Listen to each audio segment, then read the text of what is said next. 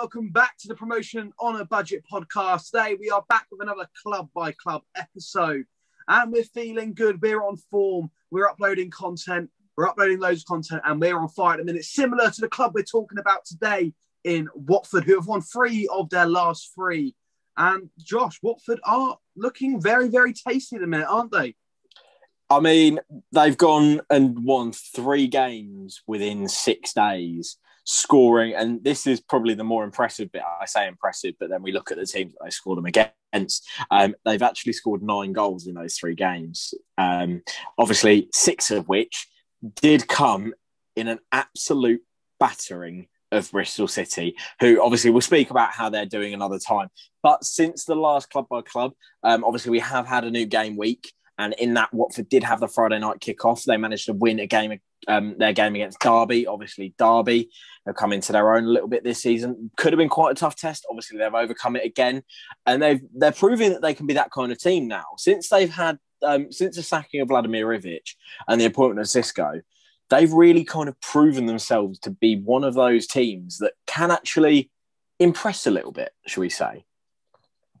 Definitely. I 100% agree. I think he adds a bit more of an attacking spice to Watford's team. Obviously, they're flourish of attacking quality in their team. You look at Ismail Assar, Troy Deeney, João Pedro, players like that, Ken Sema, some really, really good players going forward. And I think the standout player, especially over the past few weeks in the season for them, is the obvious one, Ismail Assar.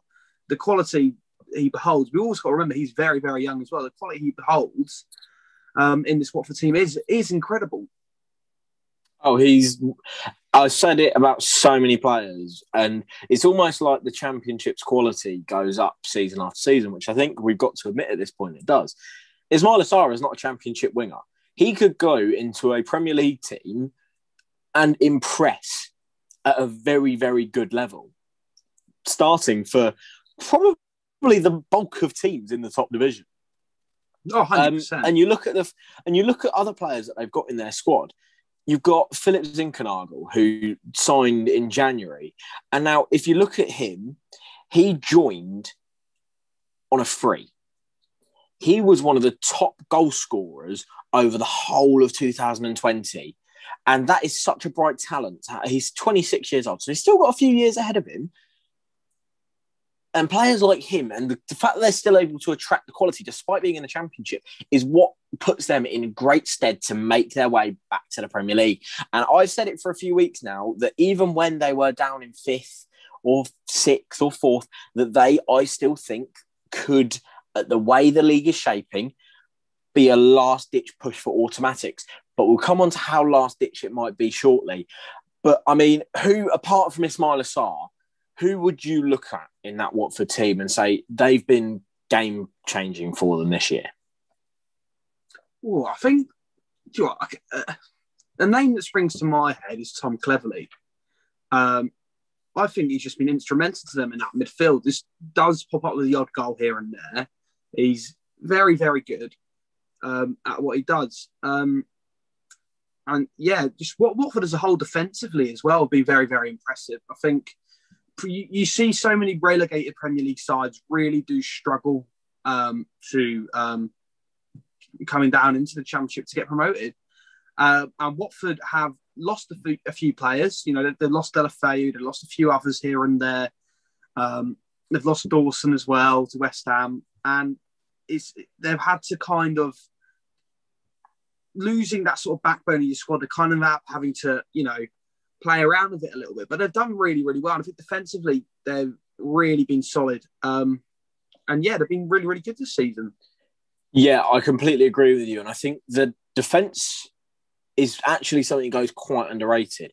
They aren't one of the top kind of goal scorers. They don't bang in goals for fun. Obviously, we were just talking about the fact that they'd scored 6 in a game literally last week. And then they scored another 3 over the 2 games that they've had since. If you take away those goals, so you're taking away the 9 that they scored in their last 3, before that, they'd only scored 31. But I think the thing really to focus on now, and obviously we spoke about Swansea in one of the previous club by clubs, they've since gone on to get absolutely battered by Huddersfield. Watford have now only conceded 2 goals more than this Swansea defence we've been ranting and raving about for half the season. Exactly. Yeah, and I think another and player a lot of that as well is not just the defence. Their goalkeeping setup is brilliant. Ben Foster is an absolute veteran, isn't he? He's got 9 clean sheets to his name this season. But not only Ben Foster, because obviously he's been out for a little while. What have you made of Daniel Bachmann in the last few games? He's impressed me, you know. I think he's just been solid. He's a solid backup goalkeeper and he's done really, really well. And I think another player for me that stood out in this team is Kiko Feminia. We mentioned him a lot on our Team of the Season podcast.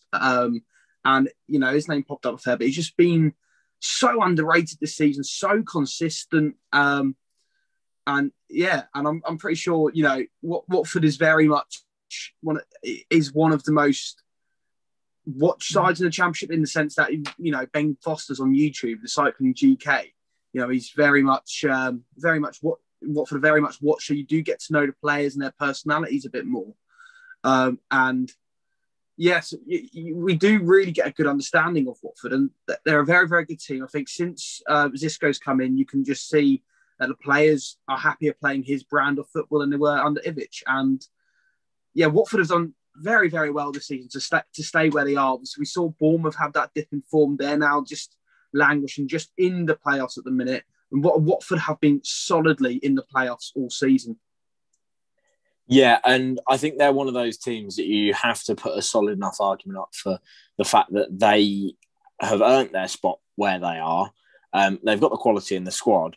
But you talk about dipping forms. I would say they've had shaky points, but I think their last 6 is going to be their main test as to whether they'll go up this season or not. Yeah, shall I go through their last 6? Let's have a look at their last 6. So their 6th to last game, they host Reading at Vicarage Road. Obviously, playoff contenders as it stands. Will that remain by the end of the season? Who knows?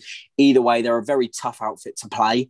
I mean, it's been said most notably recently by Thomas Frank, who came out and said that Reading are the best team that Brentford have faced so far this season. Now, it might have changed that since they beat Reading, they've then gone and lost a few games again since we've done their club by club. It's almost like as we do a team's club by club, they have a little dip of form and then we don't know what's going to happen. So it'll be interesting to see if Watford start. It's very Watford might fall off after this. So every side that we do, their league position changes. Like Watford are now 3rd in the league. You know, we were planning to do 4th. We can't really do Swansea because we've already done them. So it is going to be literally based off the table that we're going to have to go off. But yeah, anyway, going for their last fight, you said Reading. That's going to be a difficult game. Then they've got their first derby game at Kenilworth Road in I don't even know how many years it's been. That's not going to be an easy game just for the pure factor of the derby. The fact that any derby match, you can never tell what's going to go on. Luton have obviously had their moments this season where they've looked quite good. And again, that's going to be a very tough game for them. The next tough game, they travel to Carrow Road. And it just doesn't get any easier for them in the last 6. Not when you're facing top of the league. No. You might be top of the league at that point. Who knows? Just to stir that one a little bit. No, you've proven why you're up there, and ultimately we're going to come on to other teams that they've still got to face that are proven while they're up there. But they also a very, very tough game. I keep saying they're a tough team to face. Millwall. They host Millwall. Yes, Millwall are easy to beat in some respects, but they're also very good defensively. If they're one thing you can't side, underestimate. Exactly. One thing like you can't Norwich have played doubt. Them twice this season and haven't scored a goal. Against them. Yes, they haven't conceded against Millwall, but they haven't scored against Millwall all season. And it's purely because the fact is, Swansea, if they are playing the top 6 club, they will sit back. They will just try and nullify your attack. And that's exactly what they'll do to Watford, and Watford will struggle there. They should, on paper, win that game, but they're going to struggle. But yeah, what's Watford's next game? And their final 2, so their penultimate game, they travel away to Brentford, and final day of the season, they host Swansea. I feel like that last 6 season that's defining make or break, for isn't it? So many teams. It's season defining. If they hit a peak run of form during that time, not only could they propel themselves right up the league if they aren't already up there, but you could also see other teams fall off as a result of dropping points. Because if you're looking at the current top 6, there are 4 teams out of that top 6 that they play in their last 4. That's ridiculous. That's not easy by any means. Not easy. Like we've said so many times, Watford have got the quality. They've proven it.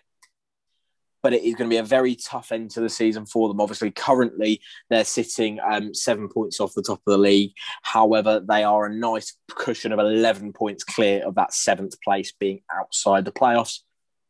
I think they're in a very good position at the moment, but it is fundamental they keep picking up wins over the coming weeks. They need to keep winning games to keep themselves up there, because that last 6 is going to be make or break. That is definitely 100%. And I do believe Watford will be in and around the top 6 come before their last 6 games. But like you say, that last 6 games is make or break, whether they can break into that top 2, or are they going to be just about in the playoffs, or are they going to be out the playoffs? We won't know till the end of the season. But if you have enjoyed this episode of Club by Club, please make sure you like and subscribe. Also, leave a comment on the video, what you thought of it, what you want us to talk about in future podcasts. Also, go follow our socials, and we shall see you next time. Thank you very much. See you later.